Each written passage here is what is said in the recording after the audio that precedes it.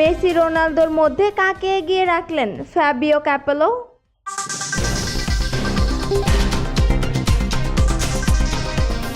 গত দেড় দশকের বেশি সময় ধরে ফুটবল দুনিয়ায় রাজত্ব করছেন লিওনেল মেসি ও ক্রিস্টিয়ানো রোনালদো। এক সময় দুজনেই লা লিগার নিয়মিত মুখ ছিলেন। একে অন্যের মোকাবেলা করতে হতো বহু টুর্নামেন্টে, তাই বছরে কয়েকবারই হতো তাদের লড়াই। দুজন মিলে জিতেছেন 13টি ব্যালন ডি'অর। বিশ্বব্যাপী দুজনের ভক্ত সমর্থক অগণিত। সামাজিক যোগাযোগ মাধ্যমে প্রায়ই এ দুই মহাতারকার শ্রেষ্ঠত্ব নিয়ে ভক্তদের লড়তে দেখা যায়, যে লড়াই অনেক সময় সীমাও ছাড়িয়ে যায়। অবশ্য ভক্ত সমর্থকেরাই নন, সাবেক বর্তমান ফুটবলার, কোচ এবং বিশেষজ্ঞদেরও বিভিন্ন সময় দুজনের পক্ষ নিয়ে কথা বলতে দেখা যায়।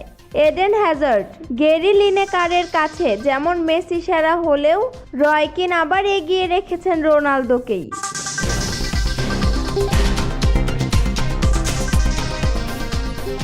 সাবেক ইংল্যান্ড কোচ ফ্যাবিও ক্যাপেলো আবার এ দুজনের মধ্যে এগিয়ে রেখেছেন মেসিকেই। রোনালদোকে অসাধারণ খেলোয়াড় উল্লেখ করেই মেসিকে CR7-এর উপরে স্থান দিয়েছেন তিনি। বলেছেন, রোনালদো একজন দারুণ ফুটবলার হলেও তিনি মেসির মতো প্রতিভাবান নন।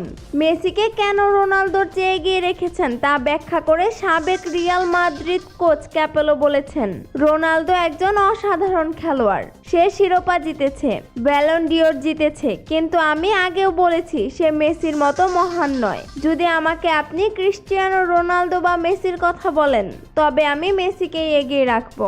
রোনালদো মেসির মতো জিনিয়াস নন বলে মন্তব্য করে ক্যাপেলো আরও যোগ করেন, রোনালদো একজন দারুণ স্কোরার, তার শট সহ সবকিছু দারুণ।